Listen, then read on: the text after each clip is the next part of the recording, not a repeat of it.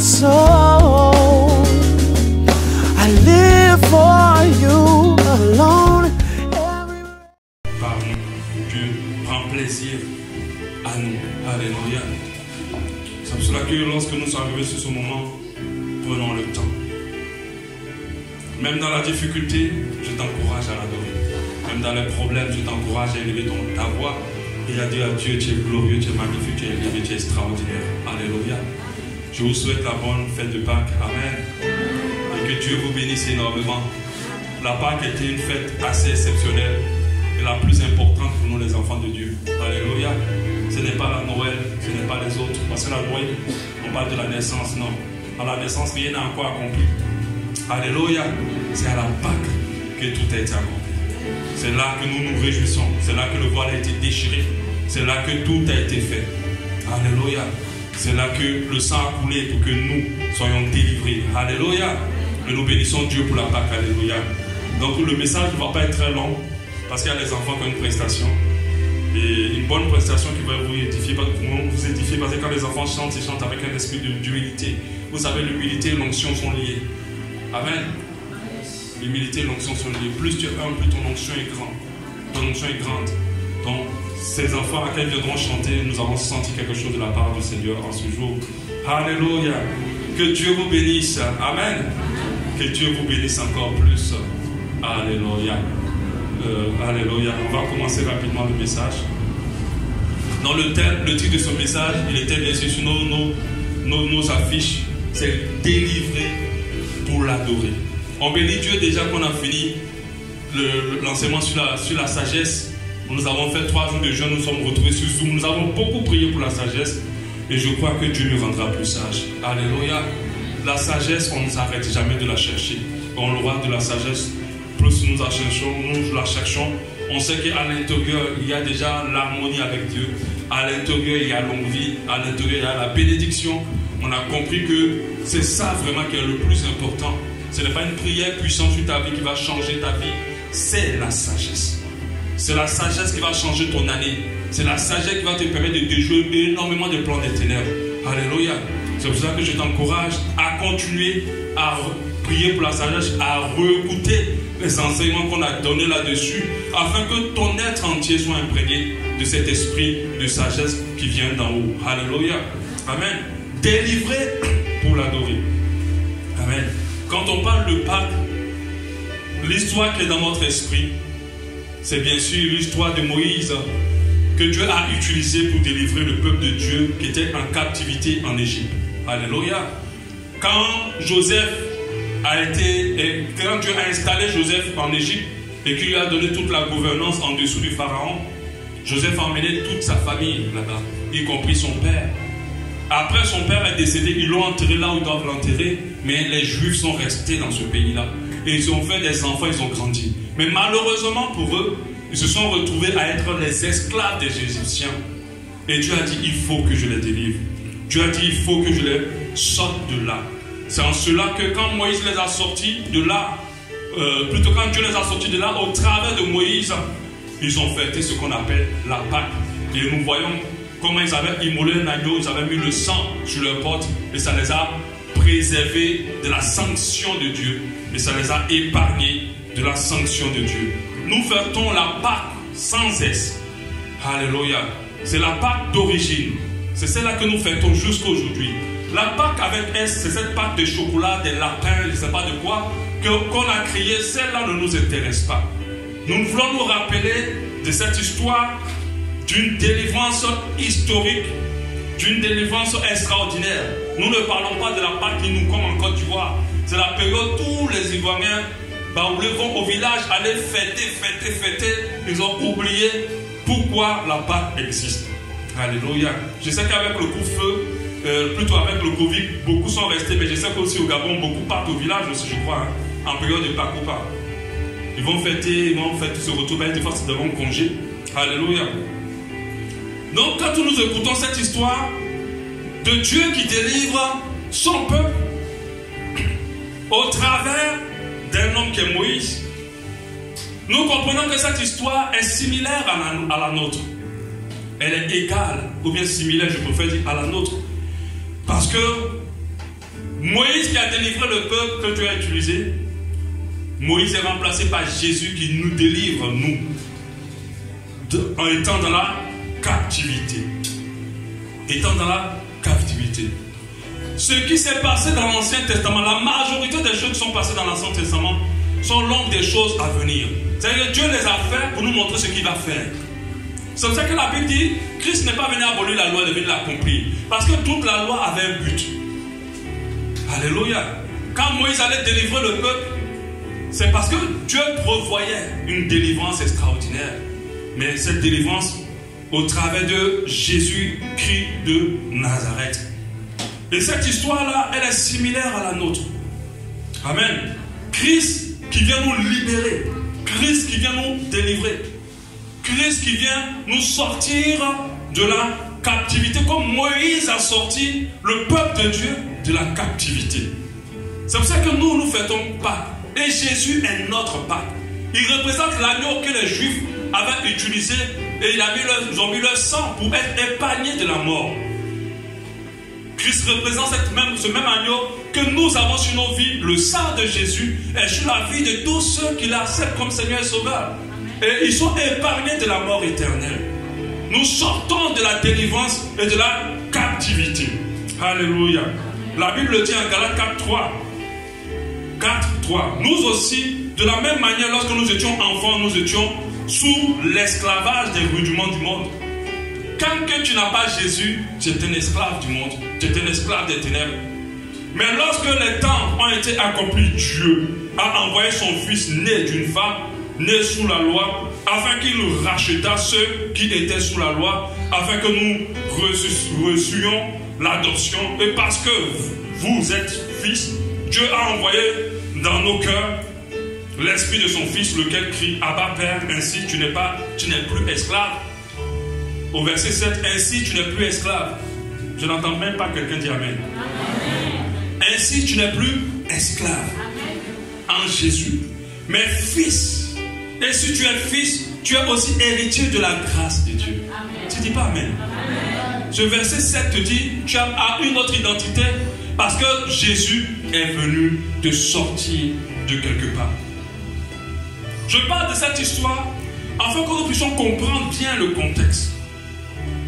Mais ce que je vais aborder aujourd'hui, c'est le véritable but de Dieu lorsqu'il a sorti le peuple juif de la captivité d'Égypte.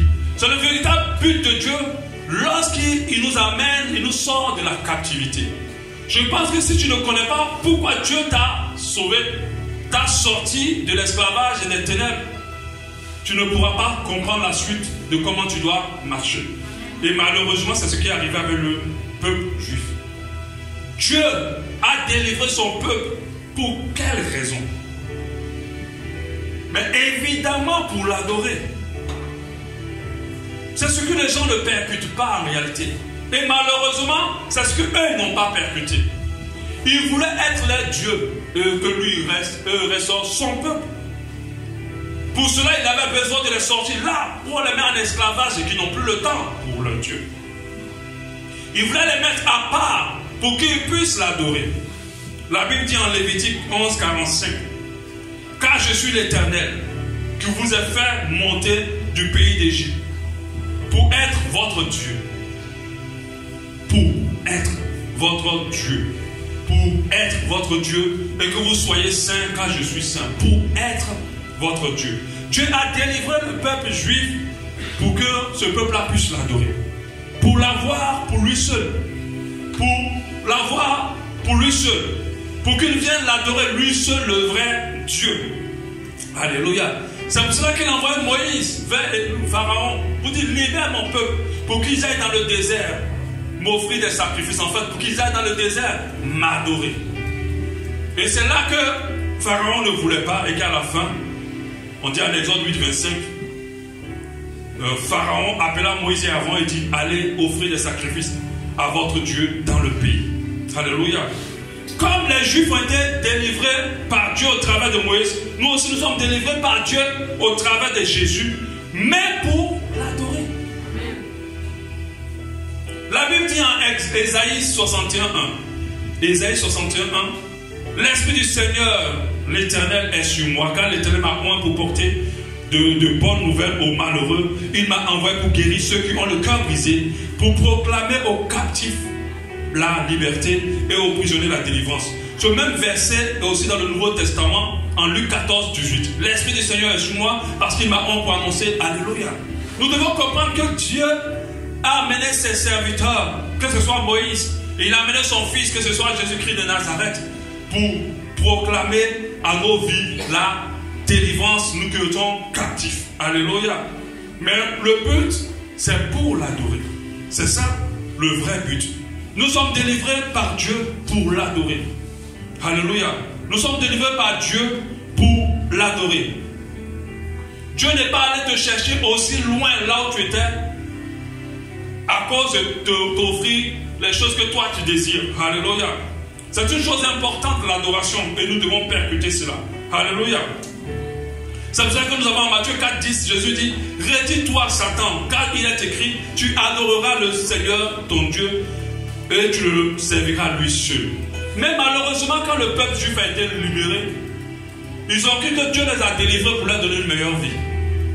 Ils ont cru que Dieu les a délivrés pour changer leur situation, les envoyer juste à Canaan. C'est pour ça que lorsqu'on chante le chant à Canaan, les gens sont contents. Parce qu'ils voient que le Canaan, c'est là où ma vie va changer, où les choses vont être glorieuses pour moi. C'est pas trop faux. Amen. Mais ce n'est pas ça le vrai but de Dieu. Dieu ne t'a pas sorti de la boue pour juste te donner la meilleure vie sur la terre. Il t'a sorti pour l'adorer. Les Juifs n'ont pas compris. De telle sorte que quand ils sont sortis, ils ont passé le temps à se plaindre dans le désert. Tout ce qui les intéressait, c'est je vais manger, je vais vivre, il ne faut pas que mes ennemis me détruisent, ainsi de suite. C'était ça leur problème. Et ils sont même allés jusqu'à adorer le veau d'or. Et c'est là qu'ils ont péché. Quand vous lisez l'Ancien Testament, il n'y a aucune chose qui énerve Dieu que l'idolâtrie. Ce qui a fait que Dieu les a amenés, les a fait passer de 40 jours à 40 ans, c'est parce qu'ils n'ont pas adoré lui, le vrai Dieu. Ils n'ont pas compris que en fait, Dieu ne les avait pas délivrés pour leur donner une meilleure vie. C'est vrai que la Bible parle de Canaan où le lait et le miel. Amen. C'est vrai que la Bible parle de Canaan où il aura la meilleure vie pour eux. Mais derrière cela, Dieu voulait un peuple libre de l'adorer. Alléluia. Et comme il sait que l'adoration est encore parfaite lorsque l'enfant n'a plus de problème, c'est pour ça qu'il va te sortir des problèmes, il va te sortir des situations. Mais pour que ton adoration soit parfaite et que tu puisses l'adorer pleinement. Alléluia. Amen. Et les Juifs se sont trompés. Ils ont commencé à murmurer contre Dieu, contre Moïse. Parce que tout ce qui est dans leur tête, le Seigneur ne nous a pas sauvé. Ils ont même dit, mais là-bas on mangeait. Ils ont commencé à se rappeler de tout ce qu'ils mangeaient. Et il y a certains ici, depuis que vous êtes venus à Dieu, vous avez l'impression que votre vie est plus difficile. Et vous êtes en train de vous rappeler d'Égypte. Est-ce qu'on vous a forcé de sortir d'Égypte? Vous êtes en train de vous rappeler des oignons, des pains, de l'huile, les trucs que vous mangez là-bas avant. Parce que pour vous, on vous a fait croire que quand Jésus te sauve, ça peut te donner la double portion, double, comme les Nigérians disent. Vous avez les chants. On dit double. Double portion, double. Je crois qu'il y a un chant qui est dans ce sens-là. Il y a un chant qui est dans ce sens-là. Voilà. Double. Ou bien le fameux chant ne me cherchez plus là-bas où mon adresse a changé. Là, vous savez que Jésus, c'est pour ça que Jésus a changé votre adresse. Amen. Il vous a enlevé en Zion pour vous mettre à la sablière. Là, c'est le vrai Jésus. Mais sache que si c'est ça dans ton esprit, arrivé un moment, tu vas commencer à murmurer. Comme les Juifs. Et Dieu va passer la grâce qu'il a prévue pour toi, va passer de 40 jours à 40 ans. Parce que d'autres ne le comprennent pas. Si tu n'as pas compris pourquoi Dieu te délivre, mon frère, ma soeur, tu ne vas pas continuer longtemps avec lui. Et tu vas irriter son cœur. Tu vas irriter son cœur. Et c'est ce que le peuple juif a fait. Dieu n'a même pas permis à ce qu'un seul d'entre eux rentre dans la promesse. Il a fait 40 jours pour exterminer toutes ces personnes-là qui n'ont pas compris. Regardez tout ce que Dieu a fait pour eux. Les 10 plaies déjà qu'il a mis sur l'Égypte. Nous, on n'a pas vu ça. Le tourbillon qu'il a pris pour arrêter leurs ennemis. Il les a préservés de l'ange de la mort pendant la nuit. Mais encore plus terrible, il a fendu la mer en deux. Ils sont même passés dedans. Comment tu peux passer dans un miracle comme ça et puis venir aujourd'hui douter de Dieu? Parce que quand tu passais là, tu te disais que le miracle c'était pour que Dieu change toi ta situation. Mais Dieu fait tout pour sa gloire. Amen. Il fait tout pour ses intérêts. Amen. Et beaucoup n'ont pas compris. C'est pour ça que le titre de mon message c'est délivrer pour l'adorer. C'est un message qu'on ne donne pas aux gens parce qu'eux pensent qu'ils sont délivrés pour avoir une meilleure vie. C'est pour ça qu'on dit à Canaan, il y a des gorges même qui se cassent pour répondre. Comment dire? La réponse c'est quoi? Rien que j'arrive, c'est ça non? Hein? Hein? Mais parlez bien. Pourvu que j'arrive. Là tu chantes jamais à l'église, mais quand on chante en Canaan, là ta gorge est ouverte déjà pour chanter ça. Parce que tu penses que Dieu a fait tout ça, donné son propre fils, pour que toi ta vie tu deviennes ministre, et que tu aies maintenant les voitures, et que tu construis des maisons. Des choses aussi éphémères. Dieu t'a délivré pour l'adorer. Alléluia. Il t'a délivré pour l'adorer. Pour que ta vie soit une adoration de bonne odeur. Et beaucoup n'ont pas compris ça. Quand tu n'as pas compris ça, là, tu ne peux pas vivre dans ces voies. Tu ne peux pas vivre comme il faut. Parce que tu vas faire tout pour que toi, ta vie change. Et c'est là qu'il y a le problème. Et vous passez de 40 jours à 40 ans. Et d'autres meurent sans même voir les promesses de Dieu. C'est vrai que les promesses de Dieu s'accomplissent. Mais ces promesses ne dépendent pas que de nous. Il avait dit aux Juifs qu'il les amenait à Canaan, mais ils ne sont pas rentrés. Il a amené leurs enfants. Est-ce que tu veux que c'est tes enfants qui soient amenés à la prophétie que Dieu t'a donnée?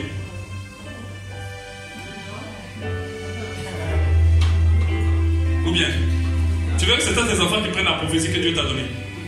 Il faut parler. Amen. C'est pour toi qu'il a amené la prophétie. Ce n'est pas pour tes enfants. Tes enfants, il a des prophéties pour eux. Amen. Donc, mets dans ton esprit que ton Père t'a délivré pour l'adorer. C'était ça son but. Et les Juifs n'ont pas compris. Ils ont commencé à se plaindre. Et malheureusement, beaucoup de chrétiens pensent que Jésus est rentré dans leur vie pour leur donner une meilleure vie. Les païens cherchent la meilleure vie, les chrétiens cherchent la meilleure vie. En quoi ils sont des dieux différents? La Bible dit que nous, nos aspirations en tant qu'enfants de Dieu ne sont pas terrestres. Elles sont dans le ciel. On présente Jésus comme la clé à la meilleure vie. Mais tous ceux qui s'accrochent à Jésus pour ça vont être découragés en route. Parce qu'en Jésus, il y a aussi la persécution. En Jésus, il y a aussi l'échec. En Jésus, il y a la maladie aussi. Ah, ça ne compte pas bien. Hein? Ou bien, le pasteur est en train de blasphémer apparemment. Ah, je blasphème. Hein? C'est pour ça que quand d'autres sont malades, ceux qui ont fini de prêcher la guérison, quand ils sont malades, ils se cachent pour dire je suis en retraite. Ils vont faire des opérations en cachette dans le pays. Or, le pasteur est parti en retraite. Or, la maman pasteur est partie en retraite. Elle n'est pas partie en retraite. Elle était malade, elle n'a pas pu guérir. Mais je n'ai pas dit que Dieu ne guérit pas. Il guérit. Mais ce n'est pas ça qu'il veut te donner. Il veut te donner le salut. Nous ne partons pas au ciel pour aller avoir des villas. Nous partons au ciel pour l'adorer. Au ciel, on n'aura pas d'autre activité qu'adorer Dieu. Il ne nous délivre pas. Pour nous, c'est vrai, il aura le ciel, c'est l'or, c'est la beauté, c'est tout. Plus de problèmes, plus de maladies. Mais pour l'adorer. Pour que rien ne nous empêche de l'adorer vraiment et convenablement. Alléluia. La Bible nous dit en Jean 4, 22, vous adorez ce que vous ne connaissez pas. Nous nous adorons ce que nous connaissons. Car le salut vient des Juifs, mais l'heure vient où elle sera déjà venue. Où les vrais adorateurs adoreront le Père en esprit et en vérité. Car ce sont les adorateurs que le Père demande. Dieu est esprit, il faut que ceux qui l'adorent l'adorent en esprit et en vérité. Alléluia. Si tu n'as pas compris que tu dois être avant tout un adorateur, et que Dieu cherche des adorateurs, Ceux qui l'adorent en esprit en vérité, je pense que tu n'as pas compris l'essentiel de la marche chrétienne. Alléluia. Tu n'as pas compris pourquoi Dieu t'a délivré. Je le disais tout à l'heure, même dans le ciel, nous partons pour l'adorer. Ceux qui étaient là pour le témoignage du pasteur Nyango, le pasteur disait que quand il était arrivé au ciel, c'était l'adoration. Il disait qu'il n'avait même pas le temps d'ouvrir la bouche. Il y avait la musique même qui sortait d'eux, qui adorait que Dieu. Et ils tournaient autour du trône et ils adoraient constamment Dieu. C'est ce qu'ils faisaient. Et il disait que c'était tellement agréable, c'était tellement explosif, tellement extraordinaire. Et Dieu, quand il l'avait amené là-bas, il lui a parlé de l'idolâtrie. L'idolâtrie, c'est l'opposé de l'adoration. L'idolâtrie, c'est lorsque quelque chose a plus rempli ton cœur que Dieu. Mais le cœur des chrétiens d'aujourd'hui sont remplis de quoi? Sont remplis de quoi? De miracles pour la guérison, de mariage, de délivrance, d'enfants, de succès et de réussite. Ce sont des idolâtres. Notre cœur doit être rempli de Dieu. Si quelque chose remplit plus ton cœur que Dieu, alors tu n'adores pas Dieu. Il ne t'a pas délivré pour changer ta situation de vie, même si ça fait partie de ses promesses. Alléluia. Il t'a délivré pour que tu deviennes un adorateur. Ne faisons pas la même erreur que les Juifs. Ne faisons pas la même erreur que ce peuple incrédule. Il y a des gens aujourd'hui qui pleurent. Et je me dis, mais pourquoi ils pleurent? Quand on voit comment Dieu les a délivrés, c'est extraordinaire. Quand on regarde leur vie pour voir ce que Dieu a fait, pourquoi tu te soucies de ce que tu vas devenir? Sois un adorateur. Contente-toi de l'adorer. Que ta vie soit une adoration constante à l'Éternel des armées. Vous savez la chose que le diable vise dans nos vies. Ce n'est pas seulement le péché qui nous remet dans le péché. Il veut que nous n'adorons plus Dieu. Quand il s'est approché de Jésus, il n'a pas demandé autre chose. Il dit adore-moi. Et Jésus a dit on ne t'adore pas, on doit adorer seulement l'Éternel, lui seul le vrai Dieu. Alléluia. Pour dire que le diable va cibler ton adoration. Je vous assure. Nos églises aujourd'hui ne sont pas des églises adorateurs. Aujourd'hui, nous n'avons pas assez d'adorateurs. L'adorateur, ce n'est pas de venir se dire tu es grand Seigneur. C'est pas ça. Hein? Parce que maintenant, Seigneur, je vais t'adorer. Quand tu chantes, même si ta voix fait des fausses notes, même si ta voix chante mal, Dieu regarde ce qui sort de ton cœur. C'est ça l'adoration. Parce que quelqu'un peut te faire des techniques vocales, monter, crier, descendre et chier. Puis Dieu va dire, il ne m'a rien fait. Mon orteil n'a même pas bougé sur son adoration. Mais il y a des gens qui chantent tellement mal. Mais le cœur qui accompagne l'adoration, c'est un cœur qui monte vers Dieu. Et Dieu dit, voilà, quelqu'un qui m'adore. C'est des gens qui ne vivent plus pour eux, mais qui vivent que pour Dieu. C'est des gens qui ne sont pas dont la tête n'est pas remplie des soucis de leurs propres soucis, les soucis du monde, mais elle est remplie des choses de Dieu. Alléluia. C'est des gens, même quand ils sont en relation, la personne qu'ils aiment n'est pas avant Dieu. Même quand ils ont des enfants, leur enfant n'est pas avant Dieu. Même quand ils ont un travail, leur travail n'est pas avant Dieu. Dieu est d'abord le repère en toutes choses. C'est ça l'adoration. Tu peux adorer Dieu en chantant. Tu peux adorer Dieu en le servant. Tu peux adorer Dieu en conduisant. Tu peux adorer Dieu de 1000 façons. Mais ce qui qualifie ton adoration, c'est qu'est-ce qui sort de ton cœur pendant que tu es en train de faire tout ça. Alléluia. Amen.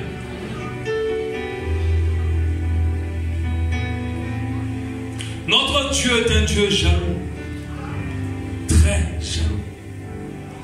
Notre Dieu, il connaît l'état de nos cœurs. Il sait de quoi ton cœur est rempli. À partir d'aujourd'hui, cherche-le encore plus. Là où il se trouve. Cherche-le encore plus là où il se trouve. Pour pouvoir le voir. Il ne peut supporter que quelque chose d'autre remplisse son cœur que lui. Dieu se mettra en colère. Alléluia. L'idolâtrie, c'est le fait que notre Dieu, notre cœur soit rempli plus d'autres choses que de Dieu.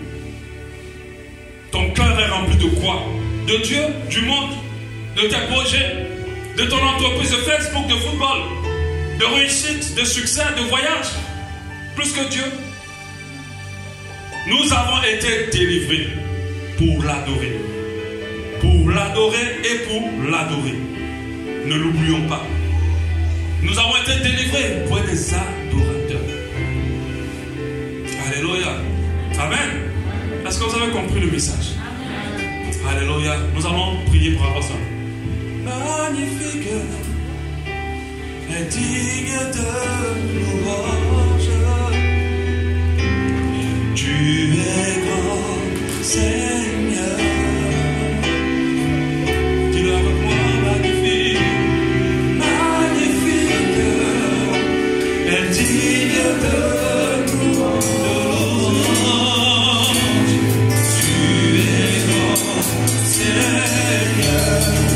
Tu es grand, Seigneur. Oh, tu es grand, Seigneur.